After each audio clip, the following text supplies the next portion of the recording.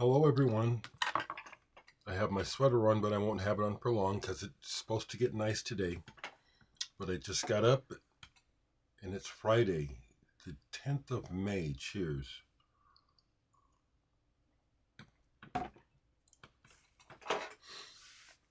Friday, what will it bring? Well, when I checked the new release video for the in-groove yesterday, there was nothing that he showed of interest to me that I know will come to Omaha. Well, actually, no, he showed something. I think he showed a Chameleons. Yeah, and Strange Times reissue. So I left a message with Homer's asking if they were getting it in. It doesn't sound like it. It's an import. But other than that, my latest trade pile I took down to Grapefruit a couple days ago and just asked them to let me know when. And I haven't heard back yet. I took a big pile, so maybe it'll be, maybe Simon will have an amount for me today and I can go shop. That would be fun. It would be fun. It is an absolutely gorgeous morning out. And I could endeavor to take my phone and take a video outside to show you, but I'll just say this and keep going here. You know, to follow up on yesterday's video on Mr. Steve Albini, the comments show, again, just how important art and music are to people.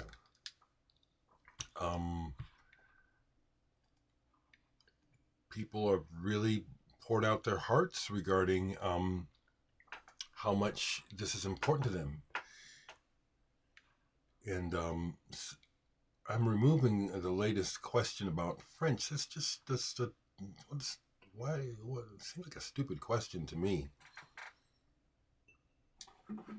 Sometimes the things that people end up focusing on just doesn't make any sense to me.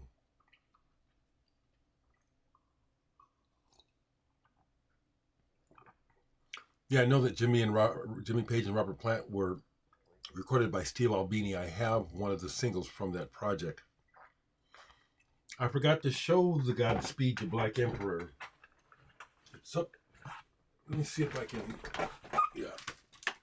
Some spines are easy to for me to detect. So Albini did this album with Godspeed Black Emperor. And I've seen them once. They played here recently. I passed on it. I didn't need to see them again. You know, when I was having lunch the other day, my friends were sharing with me about the shows upcoming that they were going to go see and some shows they were going to go and travel to see. And they asked me, because, again, I'm a musician. I used to go to a lot of shows. And they said, Low End, which I told you I'm a part of, so they're bringing all this cool stuff, but you don't ever go. And I said, it's not that I don't find this stuff interesting. I'm not interested in going out. That's what it is. I'm not really interested in being in an audience for the most part anymore. Honestly, I'd rather go there and participate. I can't think of hardly anyone that I want to see where it wouldn't be better if I could play. That's where I'm at. So, not much interested in going to shows. I'm really not. I'm interested in playing.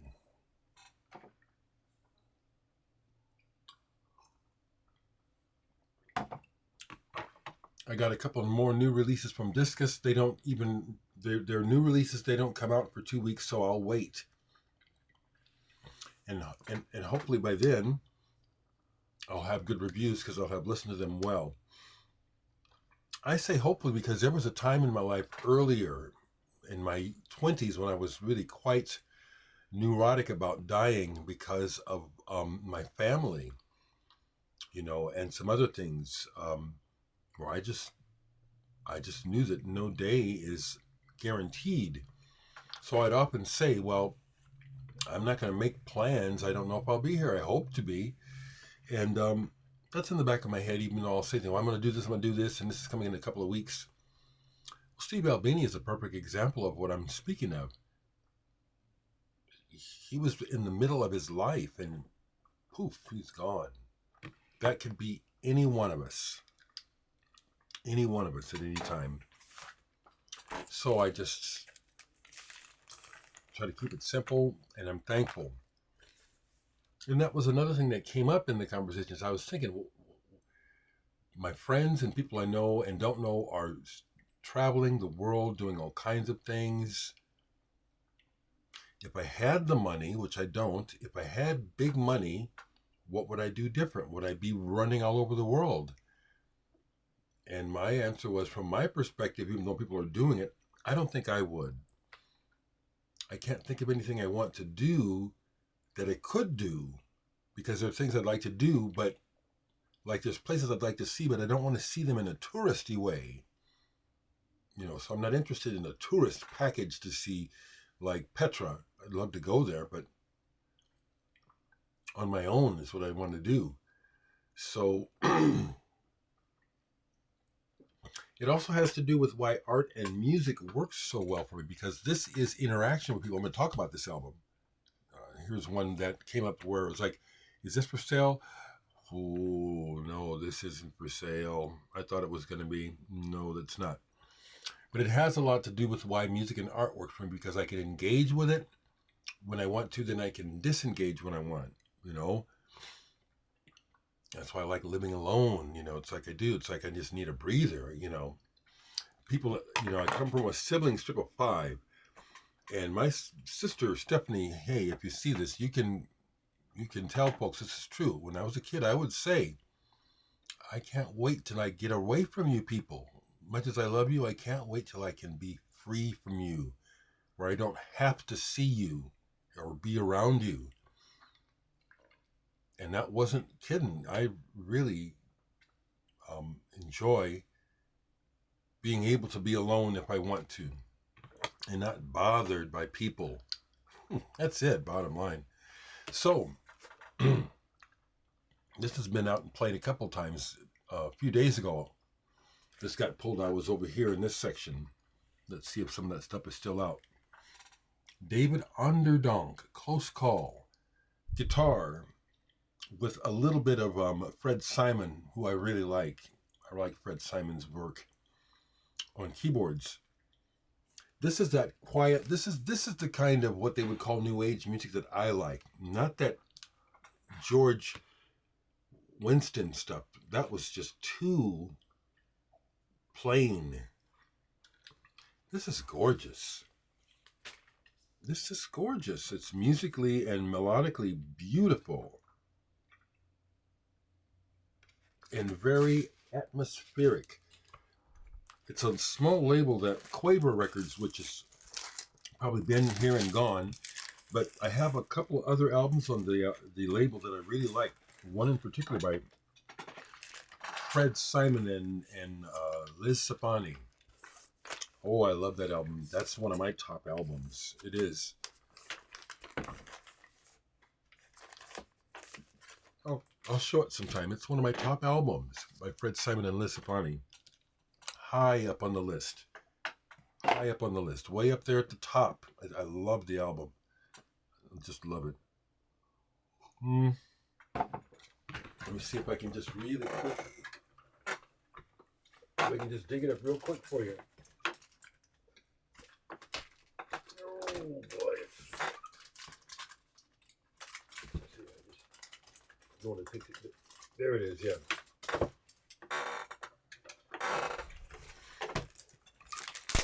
Time and the River. It's a quiet album. Time and the River.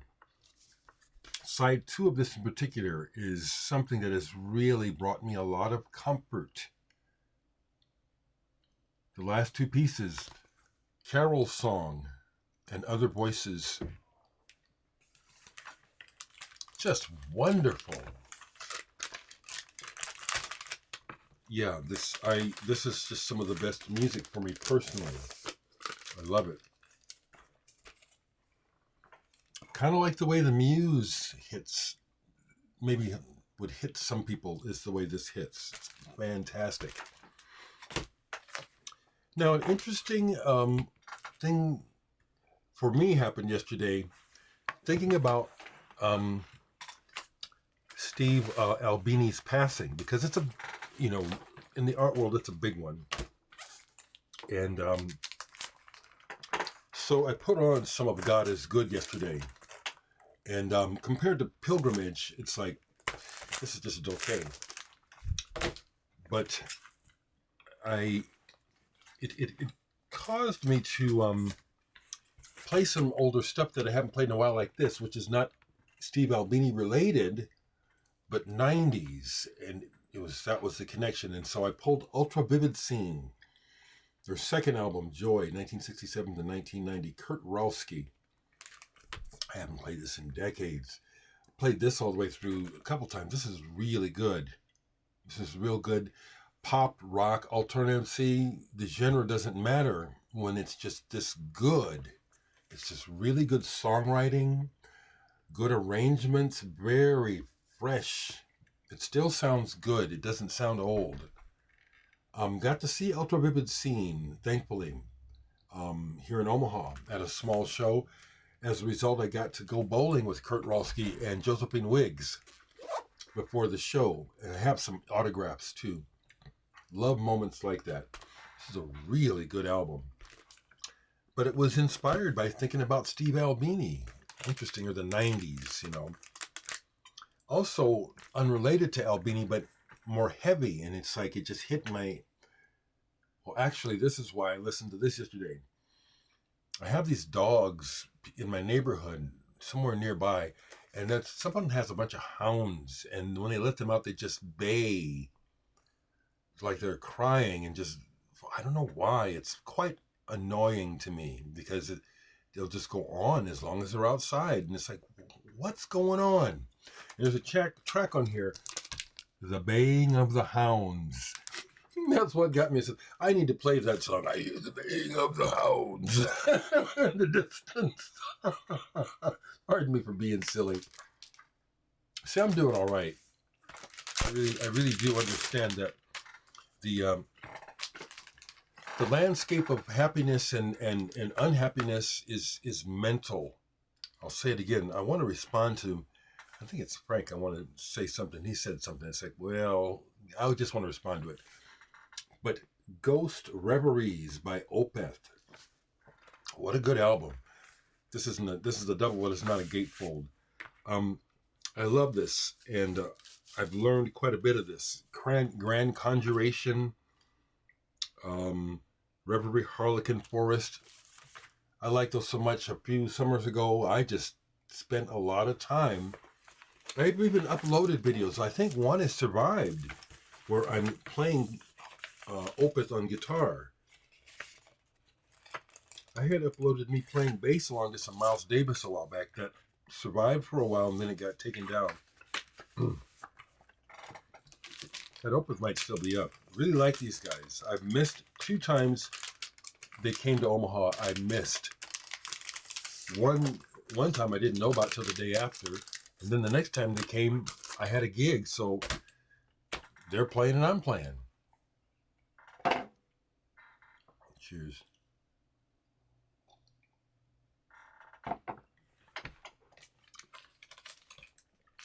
Yeah. Oh, here's another one that I played with the heaviness in mind. Split by Melvins and Isis. I like both sides, but the Isis side, the first song on the Isis side, kills me. It's killer.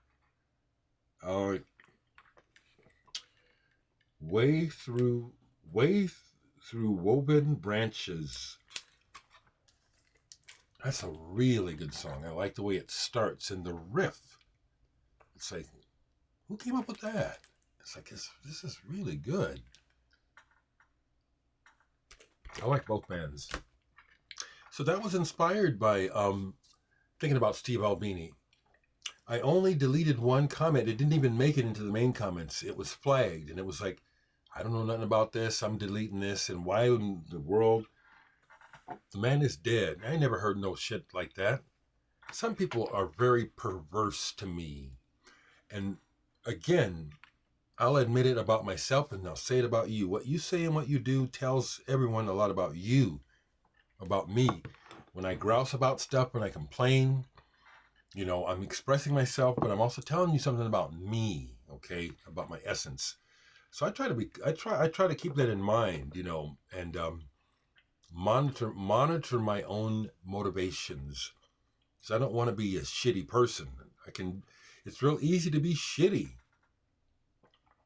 So one person says here, reading over the comments in many different videos already, I see I'm far from the only one who has been cut deep by Steve passing. This one really hurts. I can feel that, Bless you, people. Bless you. Someone also said, this made me laugh. I just found your channel and love you. Don't worry, I'm not bringing over any food. So here's what I want to just talk about, Frank says, it's relatively easy for me to change my thoughts. It's feeling I have a somatic response to depression, mainly rooted in fear. Anxiety follows. Don't say you're sorry you're commenting, Frank. In my opinion, that's part of the problem. Fear is now I'm getting emphatic because of my experience with this. Fear is beyond a primal experience. Some people just want to say that I'm afraid and there's no rhyme or reason to it. I'll grant you that might be, but for the most part, I'll bet you if this person were with someone that could help them to explore their fear, I bet you anything they'll discover that beyond what they say, that it's somatic. It may indeed be, but I'll bet you could discover some root thoughts based on either something you experienced or you perceived early on that feeds this fear that could change. Now, again, I'm only one person. I don't know. It may be indeed true that some people's feelings based on chemistry and other aspects of their lives are so rampantly I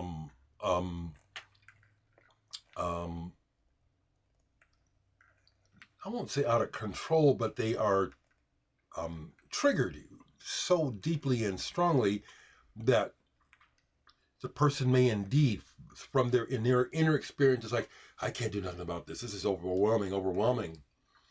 But I've worked long enough in mental health and with people to experience seeing not just myself, but seeing others make amazing discoveries within themselves where they thought there was nothing they could do, mainly because no one gave them the information that they needed, which is explore this, challenge this. What is the fear about? What is the root of it? That you can find out, I bet. I just want to share that. And if that doesn't work for this particular person, I bet you it works for other people. My friend Nick, one of the last times he visited me, he shared with me, so yeah, the last time we got together, it was pretty icy. It was pretty tense. I said, really? I wasn't tense for me. And so he just had to admit, well, it was tense for me because you were telling me things I didn't like. And I said, yeah, because I care about you. But notice that the only person that was tense was you because you didn't like what I was saying. I wasn't feeling tension. I was speaking out of concern for you, okay? So the same thing in responding to this person who's saying that they can't do anything about their fear, I challenge that. I bet you can. I bet you can. Also, Mike, who left the comment about being an educator, this just blew me away. I'm going to read it. It's like, what? Good morning, Dereck. Your daily presence and interviews are one of the most educational, constructive, and downright enjoyable things I make time for in my life. Wow, thank you. I wanted to share with you that I host online interviews and panel discussions for Aquaculture Committee that I chair at work. If I didn't mention this information before, I am an ichthyologist that studies and rears fishes for the management and reduction of immature forms of mosquitoes. Whoa, that's deep.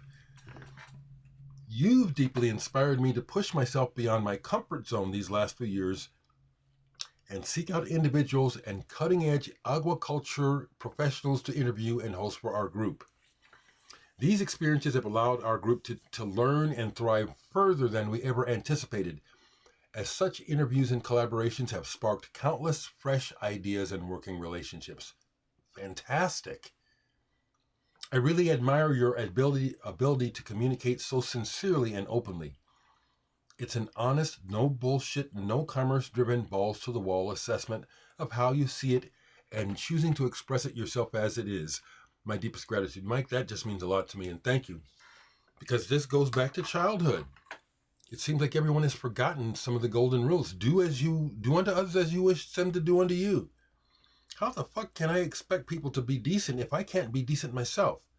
What you shared about what you get from watching my videos is beyond payment in gold bars. Wow, thank you.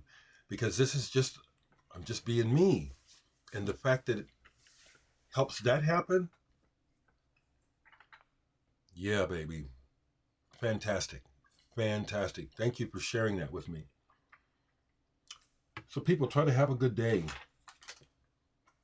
And I always say that if you don't like what I say, check yourself. All I'm doing is sharing what makes sense to me. I'm trying to attack nobody. Okay? All right? Okay. I'll stop here. Family, take care. Love you all. Love you all. I'm forgetting something. No big deal.